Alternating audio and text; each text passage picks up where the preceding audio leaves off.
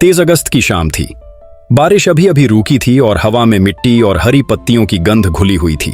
सामुदायिक भवन, जहां महिला समूह ने तीज का उत्सव रखा था, रंग बिरंगी झालरों से सजा था। किसी कोने में मेहंदी की खुशबू फैली थी तो दूसरी तरफ झिलमिलाती झालरें टिमटिमा रही थीं। महिलाएं हरी साड़ियों, गहनों और चूड़ियों से सजी धजी हंसी ठिठोली कर रही थीं। कमरे के पिछले हिस्से में किनारे की कुर्सी पर बैठी थी अनया। वो अभी पूरी तरह इस समूह का हिस्सा नहीं बनी थी। लगभग 8-10 महीने हो चुके थे उसे इसमें शामिल हुए, लेकिन उसका स्वभाव थोड़ा अंतर्मुखी था, जिस वजह से वह सहजता से घुल मिल नहीं पाती थी। अधिकांश वक्त वह लोगों की बातें सुनती, मुस्कुराती और चुपचाप माहौल का हिस्सा बनी रहती। उसकी नजर सामने डांस फ्लोर पर पड़ी। गाने के बोल शुरू हुए, पुराना जिंदा दिल गाना, और तभी भीड़ से निकलकर मंच पर आ गईं सावित्री दी। उनकी चाल में आत्मविश्वास था, मुस्कुराहट में एक तरह की उजली चमक। गाना शुरू होते ही उनके पैरों में थिरकन दौड़ गई। वो पूरे मन से नाच रही थीं, हाथों के इशारों में, चेहरे पर खिलते भावों में और आंखों में जीवन की झिलमिलाहट में। अनया ने हैरानी और खुशी से ताली बजानी शुरू कर दी। कमरे में कई महिलाएं हौले हौले सर हिला रही थीं, कुछ हंसते हुए उनके स्टेप्स पर गौर कर रही थीं। माहौल अचानक जीवंत हो उठा, लेकिन तभी पास की कुर्सियों पर बैठी 2 वृद्ध महिलाएं धीमे स्वर में फुसफुसाने लगीं। उनकी आवाज इतनी हल्की नहीं थी कि अनया न सुन पाए। हे भगवान, अरे ये वही है ना जिसके पति की मौत 3 महीने पहले हुई थी। हाँ, वही एयरफोर्स वाली डॉक्टरन। आज तो देखो कैसे नाच रही है, और तीज के मौके पर। हद है, अभी तो सूतक भी ठीक से उतरा नहीं और इधर ठुमके शुरू। उनकी निगाहों में आक्षेप था, उनकी बातों में तंज। अनया की भौहें तन गईं। उसने फुसफुसाहटें सुन ली थीं और भीतर एक चुभन महसूस की। वह धीरे से सावित्री की ओर देखने लगी, और सच कहे तो उसके मन में उलझन भी उठी। क्या सचमुच समाज यही उम्मीद करता है? पति खोने के बाद औरत को कैसा होना चाहिए? सफेद कपड़े, चुप्पी, आंसू और घर की कैद।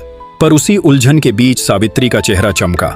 गाने के हर सुर पर वे मुक्त होकर नाच रही थीं। उनके चारों ओर बस उमंग थी, कोई पछतावा नहीं। जब गाना समाप्त हुआ तो महफिल तालियों से गूंज उठी। अनया ने भी जमकर ताली बजाई। तभी सावित्री उनके पास आकर बैठ गईं। माथे पर हल्की पसीने की बूंदें चमक रही थीं और उनकी सांसें तेज चल रही थीं। कमाल का डांस किया आपने, अनया सहज उत्साह से बोल उठी। इतने पुराने गाने पर इतने अच्छे एक्सप्रेशंस देखकर सचमुच बहुत अच्छा लगा। सावित्री दी धीरे से मुस्कुराईं। कुछ क्षण के लिए उनकी आंखों में हल्की नमी झलक गई।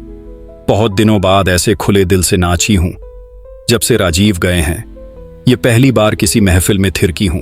अनया चुप हो गई। वह समझ गई कि इन शब्दों में कितना दर्द छिपा है, पर दर्द से भारी था वह साहस जो सावित्री में छलक रहा था। वह जानती थी कि सावित्री एयरफोर्स से रिटायर्ड डॉक्टर हैं। अब भी एक निजी अस्पताल में काम करती हैं, रोज खुद गाड़ी चलाकर जाती है। लंबी चौड़ी जिंदगी देखी है उन्होंने। अनया ने गहरी सांस लेकर कहा, आपकी हिम्मत और ये डांस सच में प्रेरणा है।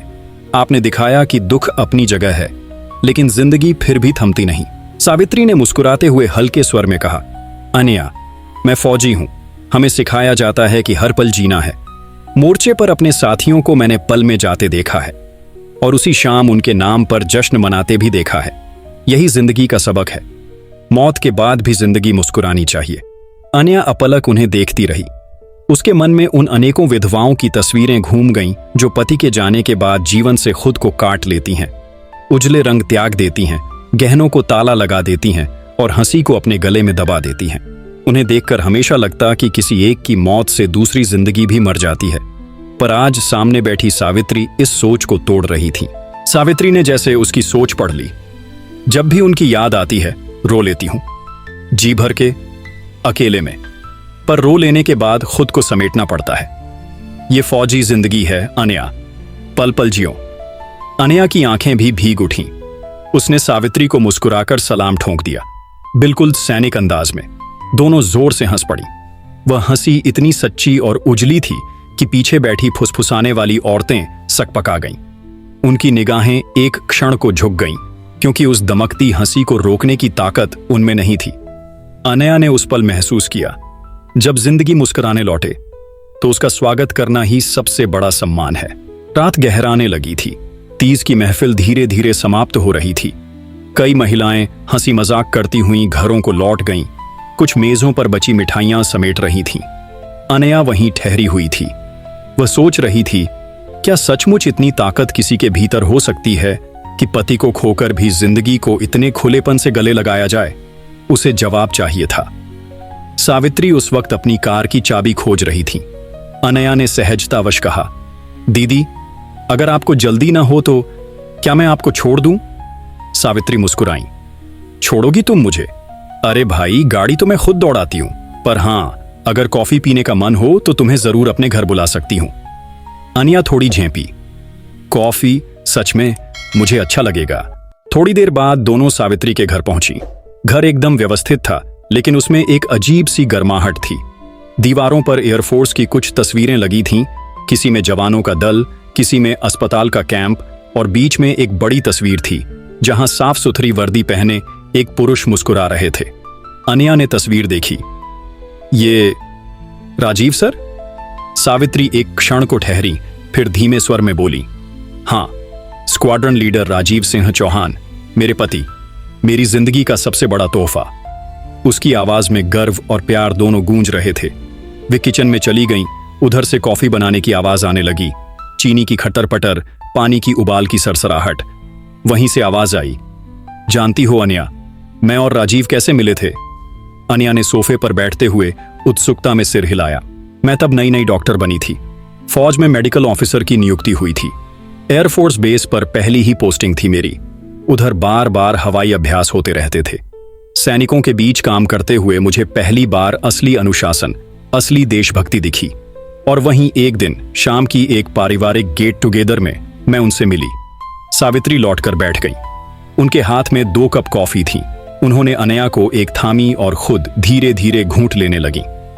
राजीव पूरे बेस में अलग ही थे, मजाकिया, मिलनसार और सबसे बड़ी बात, दिल बहुत बड़ा।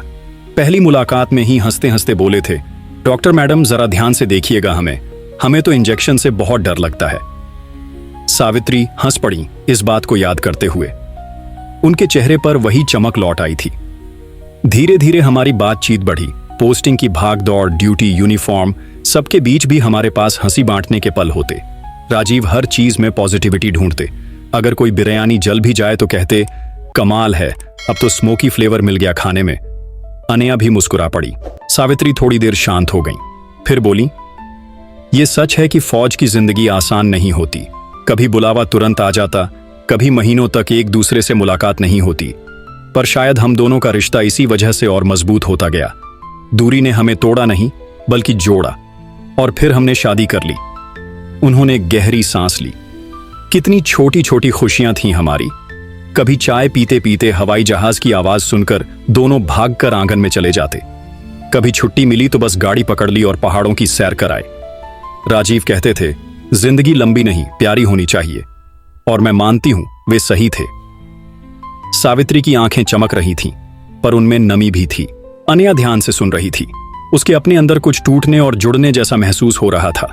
उसने धीरे से पूछा, दीदी, फिर वो कैसे? सावित्री चुप हो गई। कप मेज पर रखते हुए दूर देखने लगी। वो फ्लाइंग मिशन पर थे। टेक्निकल ग्लिच हुआ, हवाई जहाज ने वापसी नहीं की, बस इतना ही। कमरे में अचानक गुमसुम सन्नाटा छा गया। सावित्री ने गहरी सांस ली और मुस्कुराकर कहा, राजीव का जाना सबसे बड़ा झटका था।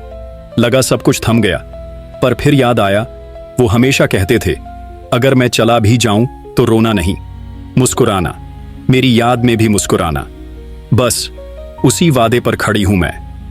अनया के गालों पर आंसू बह आए। उसे लगा, ये औरत लोहे जैसी मजबूत है और फिर भी दिल से कितनी नरम।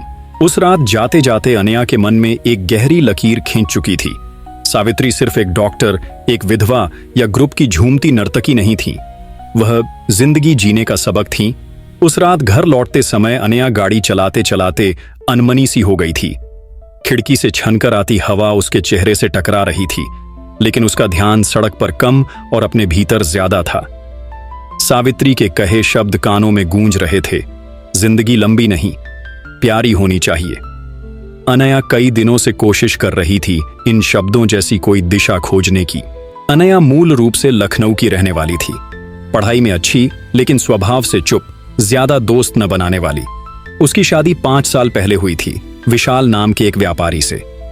शादी की शुरुआत में सब सामान्य रहा, पर जल्द ही विशाल का असली स्वभाव सामने आने लगा।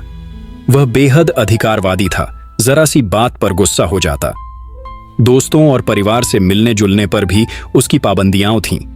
शादी के 2 साल बाद ही अनया भावनात्मक रूप से अकेली पड़ गई। तुम्हें इतना घूमने फिरने की क्या जरूरत है? अच्छे से घर संभालो। ये महिलाओं के ग्रुप वगैरह बेकार हैं। विशाल अक्सर झगड़ता, अनया चुप रहती, कभी कभी भीतर से चीख उठती, पर फिर खुद को समझा लेती। फिर एक दिन उसे एहसास हुआ कि विशाल के जीवन में कोई और भी है। संदेह धीरे धीरे सच में बदल गया। अनया का विश्वास चकनाचूर हो गया। वह चाहकर भी यह बात किसी से खुलकर नहीं कह पाई। मायके लौटना उसके लिए आसान नहीं था और तलाक का साहस अभी उसमें नहीं था। दुनिया के सामने उसकी छवि अब भी एक सामान्य शादीशुदा औरत की थी, लेकिन भीतर वह हर रोज टूट रही थी। इसी अकेलेपन में उसने महिला समूह की मीटिंग में आना शुरू किया। शुरू में वह बस कोने में बैठकर सबको देखती रहती, छोटी छोटी बातें करती, पर कभी खुलकर अपनी दुनिया सामने नहीं रख सकी। ये समूह ही उसकी एकमात्र सांस लेने की जगह था। यहाँ हंसी थी, रंग थे, गाने और उत्सव थे, लेकिन उसके भीतर की काली परछाइयां अब भी बनी रहती थीं। अनया ने गाड़ी मोड़ते हुए सोचा, शायद इसी वजह से उसे सावित्री इतनी प्रेरणादायक लगी। उनकी आंखों में दर्द था, लेकिन उस दर्द को दबाकर नहीं, जीकर उन्होंने ताकत बनाई थी। वह विधवा होने पर भी जीवन को जिए जा रही थीं। अनया ने मन ही मन सोचा, अगर वो अपने पति के बिछड़ जाने के बाद भी मुस्कुरा सकती है, तो मैं क्यों अपने भीतर का दम घोंटने दूं? क्यों मैं जीवित होते हुए भी मरी हुई सी रहूं? घर पहुंचकर अनया आईने के सामने खड़ी रही। उसके चेहरे पर थकान और आंखों में बेचैनी थी। उसने धीरे से अपनी चूड़ियां उतारी और बुदबुदाई, मैं कब तक यूं चुप रहूंगी? मेरी जिंदगी का भी तो कोई मोल है। मैं भी तो जीना चाहती हूं, खुलकर, हंसकर। आईना जैसे चुपचाप उसकी सुन रहा था। उस रात वो देर तक सो न सकी। करवट दर करवट बदलती रही, लेकिन दिल के किसी कोने में एक छोटा सा दीपक जल चुका था। सावित्री की छवि उसके भीतर ताकत बनकर बैठ गई थी। कल से मैं कोशिश करूंगी खुद को बदलने की। तीज की महफिल के कुछ ही दिन बाद महिला समूह ने हरियाली तीज मिलन का दूसरा आयोजन किया। इस बार जगह थी क्लब का हरा भरा लॉन। चारों ओर झूले पड़े थे, सजावटी कंदीलें लटक रही थीं और बच्चों के खेलने की खिलखिलाहट गूंज रही थी। अनया हल्की हरी साड़ी पहनकर पहुंची थी। इस बार उसके चेहरे पर पहले से ज्यादा आत्मविश्वास था। सावित्री आने से पहले ही वह मन में तय कर चुकी थी, अब वह सिर्फ सुनकर या चुप रहकर संतोष नहीं करेगी, बल्कि खुलकर लोगों से घुलेगी मिलेगी। कुछ ही देर में सावित्री आई, पीली रेशमी साड़ी में, माथे पर छोटी सी बिंदी और होठों पर मुस्कान। आते ही बच्चों को गोद में उठाकर झूला झुलाने लगी। उनके भीतर की जिंदा दिली एक बार फिर सबका ध्यान खींचने लगी। कई महिलाएं फिर आपस में फुसफुसाईं, देखो फिर वही, अभी अभी पति गए और ये मेला तमाशा कर रही हैं। सच में पुराने जमाने में तो ऐसे वक्त में सफेद कपड़े पहनकर एकदम चुप रहना होता था। अनया को वे बातें साफ साफ सुनाई दे रही थीं, पर इस बार उसका मन चुप रहने का नहीं था। सावित्री झूला झुलाकर मंच के पास बैठी ही थीं कि अनया सीधी उन महिलाओं के पास पहुंची जो आपस में बातें कर रही थीं। उसने विनम्र लेकिन मजबूत आवाज में कहा, माफ कीजिएगा, पर मैं एक बात पूछना चाहती हूं। आपने कहा कि सावित्री दी का हंसना, गाना और रंग पहनना ठीक नहीं, क्योंकि उनके पति का निधन हो चुका है। पर क्या सचमुच हमारी संस्कृति यही सिखाती है कि पति के जाने पर पत्नी भी जिंदगी से विदा ले ले? महिलाएं चौंक गईं, कुछ सकपका गईं, कुछ ने नजरें चुरा लीं। अनया ने आगे कहा, दुख मनाना जरूरी है, रोना भी जरूरी है, पर किसी की मौत के बाद उसकी पत्नी को जिंदा लाश बना देना, आप सोचिए, क्या यही न्याय है? क्या यही परंपरा होनी चाहिए? लॉन में अचानक हल्की चुप्पी फैल गई। सावित्री उठी और शांत स्वर में आगे बढ़ी। अनया सही कह रही है, मैंने अपने पति को खोया है, हां, पर मैंने जीने की वजह नहीं खोई। राजीव चाहता था कि मैं हंसूं, दोस्तों से मिलूं, अपनी जिंदगी जीऊं। क्या मैं उसके जाने के बाद उसकी यही इच्छा तोड़ दूं? उन्होंने चारों ओर देखा। हम सब औरतें हैं, हमसे उम्मीद की जाती है कि दूसरे के लिए त्याग करें, पर क्या अपने लिए जीना गलत है? क्या विधवा का मतलब है सिर्फ आंसू और सफेद कपड़े? नहीं, विधवा का मतलब है वो औरत जिसने एक बड़ा दुख सहा मगर अब भी जीने का हक रखती है। और हक क्या, जिम्मेदारी रखती है, अपने बच्चों, अपने मित्रों और सबसे बढ़कर खुद के लिए। उनका स्वर ऊंचा नहीं था, पर उसमें गहराई थी। सुनने वालों के दिल में कहीं हलचल हुई। अनया आगे बढ़ी और सावित्री के हाथ थाम लिए। सावित्री दीदी बिल्कुल सही कहती हैं। सच ये है कि इन्होंने मुझे जीना सिखाया है। मैंने अपनी जिंदगी में बहुत कुछ सहा है और चुप रही हूं, पर अब मैं समझ गई हूं कि चुप रहना समाधान नहीं है, जीना ही सबसे बड़ा उत्तर है। आवाज उठाना ही सबसे सच्चा साहस है। उसकी आंखें भीग गई थीं, लेकिन स्वर ठोस था। कुछ औरतें धीरे धीरे सहमति में सिर हिलाने लगीं। एक बुजुर्ग महिला बोली, बिटिया, ये बात हमारे मन में भी आती है, पर डर लगता है, लोग क्या कहेंगे, यही सोचकर हम खामोश हो जाते हैं। सावित्री ने मुस्कुराकर वही महिला का हाथ थाम लिया। डर इसी समाज का सबसे बड़ा हथियार है। जब हम डरना छोड़ देंगे, तब बदलेगा ये समाज। उस दिन का माहौल अलग था। न किसी ने सावित्री को रोकने की कोशिश की, न उस हंसी ठिठोली को असभ्यता कहा, बल्कि कई महिलाएं उनके पास आईं और धीरे धीरे खुलकर बातें करने लगीं। अनिया जानती थी, ये शुरुआत थी, एक हल्की सी चिंगारी जो आगे चलकर बड़ी आग भी बन सकती थी। रात देर हो चुकी थी। क्लब की सभा में हुई बहस और सावित्री की बातें अब भी अनया के भीतर गूंज रही थीं।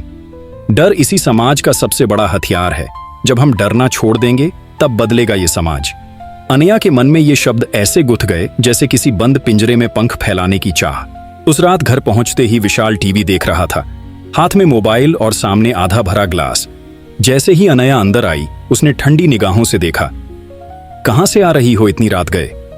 अनया ने गहरी सांस ली, पहले की तरह झिंझकी नहीं, शांत स्वर में बोली, महिला समूह का कार्यक्रम था, मैंने सोचा तुमसे बताकर ही जाऊंगी, पर तुम घर पर थे नहीं।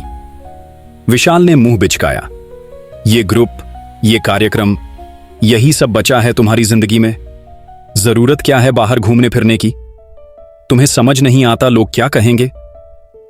पहली बार अनया ने नजरें झुकाकर नहीं, सीधे उसकी आंखों में देखकर जवाब दिया, लोग क्या कहेंगे ये अब मैं नहीं सोचूंगी। मैंने बहुत साल वैसे ही गुजार दिए, अब बस वही करूंगी जिससे मुझे खुशी मिले। विशाल उसके अचानक बदले स्वर से चौंक गया। गुस्से में बोला, बहुत जुबान चलाने लगी हो हाल में, किसने सिखाया ये सब? वो विधवा सावित्री, वही तो रास्ता भटका रही है सबको। अनया का सीना सुलग उठा। सावित्री दी ने मुझे रास्ता नहीं भटकाया, बल्कि दिखाया है।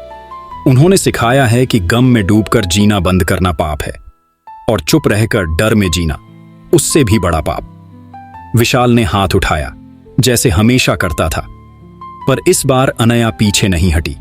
उसने साफ कहा, अगर हाथ उठाया तो ये आखिरी बार होगा। मैं अब सहूंगी नहीं। तुम्हारे झूठ, तुम्हारी बेवफाई, तुम्हारे ताने, अब सबका जवाब दूंगी। और अगर तुम्हें लगता है शादी निभाना मुश्किल है, तो मैं ये बंधन तोड़ने का साहस भी रखती हूं। कमरे में सन्नाटा फैल गया। विशाल पहली बार निरुत्तर था। उसकी आंखों में गुस्से के साथ साथ झिझक भी थी। वह धीरे धीरे पीछे हट गया। अनया ने भीतर एक अनोखी ताकत महसूस की। दिल तेज धड़क रहा था, हाथ कांप रहे थे, लेकिन अपने डर के ऊपर खड़े होकर बोलने का जो साहस उसने आज किया था, वो उसके लिए सबसे बड़ी जीत थी। अगली सुबह ही अनया सावित्री के घर पहुंची। जैसे ही उसने पूरी घटना सुनाई, उसकी आंखों से आंसू बह निकले। सावित्री ने उसका हाथ थाम लिया और गहरी मुस्कान के साथ बोली, देखा, तुम अपने डर पर जीत सकती हो। यही पहला कदम होता है, अपने हक के लिए आवाज उठाना। याद रखो अनया, जब औरत अपनी चुप्पी तोड़ती है, तभी असली बदलाव शुरू होता है। अनया ने आंसू पोंछते हुए कहा, दी, मुझे लगता है मैं पहली बार जिंदा हूं। सावित्री ने उसके सिर पर हाथ रखा। और यही जिंदगी है, आंसू भी, हंसी भी और हक भी। उस दिन अनया ने तय कर लिया, अब वह कभी पीछे नहीं हटेगी। अब वह अपनी जिंदगी को सावित्री की तरह खुले दिल से अपनाएगी। कुछ ही हफ्ते बीते थे। महिला समूह की अगली मासिक बैठक तय हुई।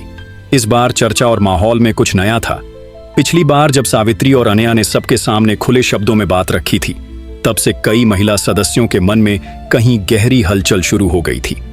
बैठक हमेशा की तरह हंसी मजाक से शुरू हुई। कुछ महिलाएं मेहंदी लगवा रही थीं, कुछ पकवान बांट रही थीं। पर आज बातचीत के बीच बीच में सवाल भी उठ रहे थे। क्या सच में औरत को पति के मरने के बाद सजा भुगतनी चाहिए? क्या हमने अपने डर से खुद ही खुद को कैद कर लिया? अनया ने यह सब सुना तो उसके दिल में हल्की मुस्कान आई। बदलाव की पहली आहट उसे साफ सुनाई दी।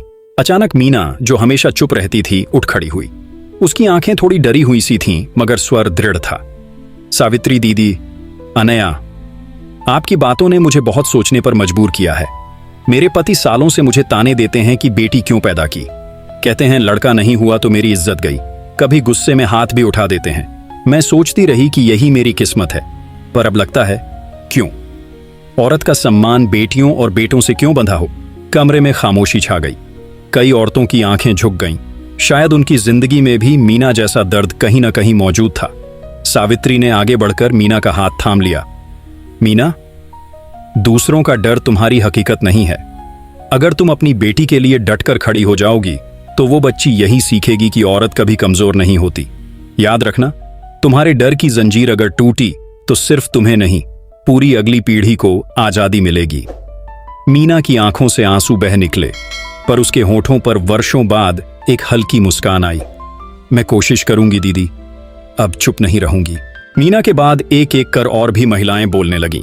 किसी ने कहा, पति घर खर्च नहीं देता, पर सारा बोझ मुझे ही उठाना पड़ता है। किसी ने कहा, मेरी सास कहती हैं कि बहू का हक मेहमानों की तरह हंसने का नहीं।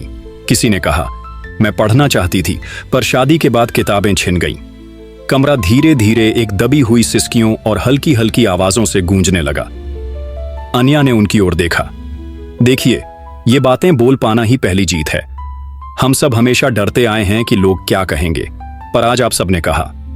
यही आग थोड़ी थोड़ी करके फैलती है, इसी से रास्ता बनता है। सावित्री ने सबको देखा और धीरे से बोली, आज से हम सिर्फ त्योहार मनाने का समूह नहीं रहेंगे। अब ये समूह सखी मंच होगा, जहां हम एक दूसरे के दुख सुख साझा करेंगे, एक दूसरे को ताकत देंगे और गलत परंपराओं को चुनौती देंगे। त्याग और बलिदान जरूरी है, पर खुद को मिटाकर नहीं। हम विधवा, बहू या केवल मां नहीं, सबसे पहले खुद हैं और हमें जीने का हक है। महिलाओं के चेहरे चमक उठे। कई औरतों ने तालियां बजाईं। पहली बार ये समूह महज एक महिला मनोरंजन मंडली नहीं, बल्कि परिवर्तन का आगाज लग रहा था। बैठक के बाद अनया भीतर से गहरे हल्केपन का अनुभव कर रही थी। पहली बार उसने देखा कि उसकी बोली हुई बातें दूसरों के जीवन में रोशनी बन सकती हैं। घर लौटते समय उसने खुद से कहा, मैं अकेली नहीं हूं, हम सब मिलकर अपने डर को तोड़ सकते हैं। यही असली आजादी है। सावित्री ने मुस्कुराकर उसकी ओर देखा। अनया, तुम्हारी आंखों में अब डर नहीं, उजाला है। यही था राजीव का सपना, कि हम सब जीना सीखें। अनया ने नम्र होकर सिर झुका दिया। उसके दिल में अब सिर्फ एक ही भावना थी, संघर्ष की नहीं, संकल्प की। बीते कुछ दिनों ने महिला समूह को एक अलग ही रूप दे दिया था। अब हर बैठक में सिर्फ गाने और झूले नहीं, बल्कि खुली बातचीत और आत्मविश्वास की गूंज होती। महिलाएं अपनी समस्याएं साझा करती, एक दूसरे को समाधान सुझाती और सबसे जरूरी, डर से बाहर आना सीख रही थीं। लेकिन बदलाव जब भीतर होता है तो बाहर की दुनिया उसे जल्दी पकड़ लेती है, और फिर वही होती है परंपरा की परीक्षा। सावित्री और अनया एक शनिवार को बाजार निकली। अनया पहली बार इतने आत्मविश्वास के साथ रंग बिरंगी साड़ी पहनकर निकली थी। माथे पर बिंदी, खुले बाल और चेहरे पर एक चमक। लेकिन जाते ही उन्हें कुछ निगाहों का सामना करना पड़ा। 2-3 दुकानदार आपस में कानाफूसी करने लगे। वो देखो, वही डॉक्टर और उसके साथ वो नई औरत, दोनों मिलकर पूरा मोहल्ला बिगाड़ेंगी। हंसते खिलखिलाते फिर रही हैं। औरतों में ये ढिठाई कौन सी बात है? अनया ने सुना और उसकी चाल एक पल को धीमी हुई। पर तभी सावित्री ने उसका हाथ पकड़कर धीरे से कहा, याद है मैंने कहा था, डर सबसे बड़ा हथियार है। यही है वो, और यही हमें तोड़ता है। इनकी नजरों से खुद को मत तोड़ो, बल्कि मुस्कुराओ। यही जवाब है। अनया ने सांस ली और सचमुच मुस्कुरा दी। बाजार की उन्हीं गलियों में, उन्हीं तानों की आवाजों के बीच उसकी मुस्कान तेज हो उठी। सुबह सुबह अनया के मायके से फोन आया। उसकी मां चिंतित स्वर में बोली, बेटिया, मोहल्ले में बातें बनने लगी हैं। कहते हैं तू अब औरतों के साथ मीटिंग्स करती है, सज धज कर घूमती है। लोग कह रहे हैं ये शादीशुदा औरत का काम नहीं। अनया की आंखें नम हो गईं। कुछ पल के लिए फिर वही अपराध बोध उभर आया, लेकिन इस बार उसने धीमे और ठोस स्वर में कहा, मां, लोग चाहे जो कहें, मैंने सालों उनकी बातें सुनकर अपनी पहचान दबा दी। अब मैं जीना चाहती हूं, अपने लिए। अगर लोग यही गलत मानते हैं तो मुझे उनका गलत होना मंजूर है। उसकी मां कुछ पल खामोश रहीं, फिर धीरे से बोली, तेरी आवाज में वो ताकत पहली बार सुन रही हूं जो मुझे कभी नहीं मिली थी। जा, जो सही लगे कर, मैं तेरे साथ हूं। अनया की आंखों से आंसू बह निकले, मगर पहली बार ये आंसू डर के नहीं, साहस के थे। महिला समूह की बदलती छवि अब पुरुषों तक भी पहुंच चुकी थी। कुछ पति खुलकर नाराज थे। बीवी घर में रहती थी तो चैन था, अब ये मीटिंग्स के बहाने रात दिन बहसें करती हैं। सावित्री और अनया दोनों घर बिगाड़ने पर तुले हैं। एक शाम तो 3-4 पुरुष क्लब परिसर में घुस आए और ऊंची आवाज में बोले, ये सब हरकतें बंद करो, महिलाओं को ज्यादा छूट दोगे तो घर टूटेंगे। ये डांस, ये सवाल जवाब, सब बेहूदगी है, और ऊपर से एक विधवा औरत सबसे आगे। महिलाओं में खलबली मच गई, कई के चेहरे जर्द पड़ गए। सावित्री आगे बढ़ी, सीधी खड़ी होकर आंखों में वही दृढ़ चमक लिए। अगर घर टूटते हैं तो वजह औरत की हिम्मत नहीं, मर्द का डर होता है। हम अपने बच्चों के लिए, अपने हक के लिए और अपनी पहचान के लिए खड़ी हैं। इसमें बेहूदगी नहीं है, इसमें जिंदगी है। उसने भीड़ की ओर देखते हुए कहा, जिन्हें यह मंजूर नहीं वे हमें देखना बंद कर दें, पर हमें जीने से रोकने का हक किसी को नहीं। अनया भी आगे आई, उसका स्वर कांप रहा था पर शब्द मजबूत थे। सालों तक मैंने पति का अन्याय चुपचाप सहा, सोचती रही कि यही औरत की नियति है। आज मुझे समझ आया कि नियति वही है जो हम लिखते हैं, और अब हम सब मिलकर नई नियति लिखेंगे।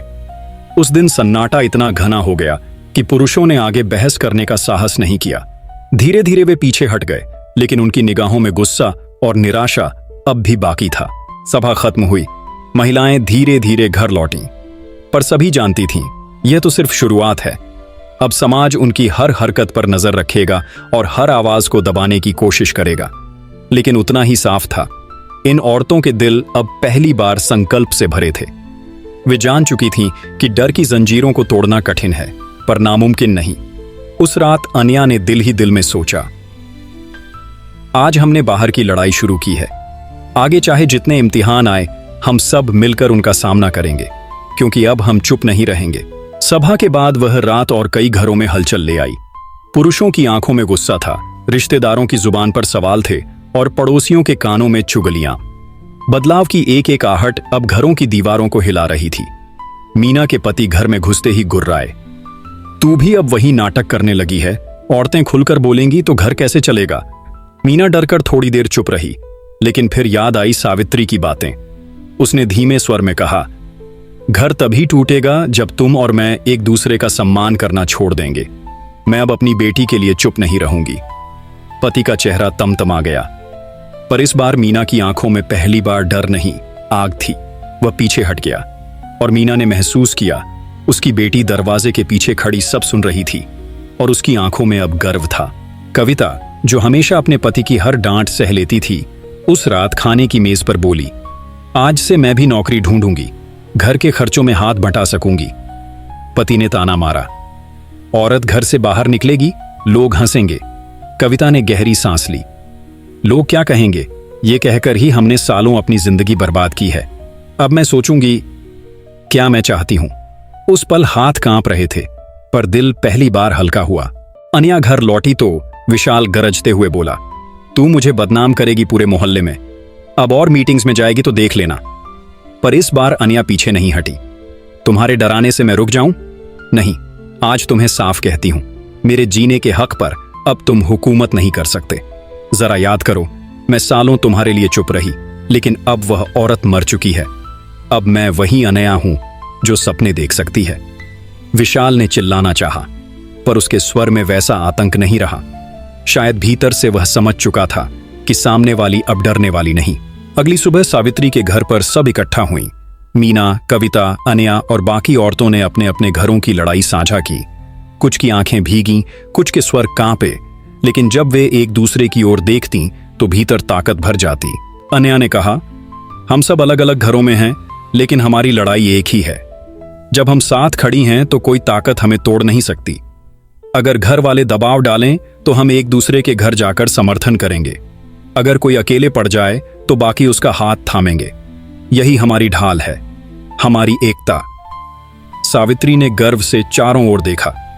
ताकत कभी भी अकेलेपन से नहीं आती, वो आती है सहारे से, और आज हम सब एक दूसरे का सहारा बन चुके हैं। महिलाओं ने पहली बार जोर से तालियां बजाईं, जैसे अपने ही डर को गवाही दे रही हों कि अब उसकी उम्र पूरी हो गई है। धीरे धीरे मोहल्ले में बातें और तेज होने लगीं।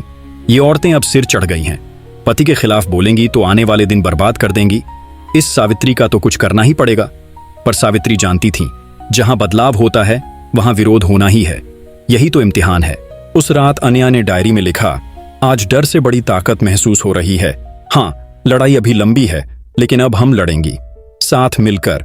हमारी हंसी, हमारी आवाज, हमारी जिंदगी, यही हमारी जीत है। सावन का आखिरी रविवार था। मोहल्ले में सालाना झूला मेले का आयोजन हुआ था।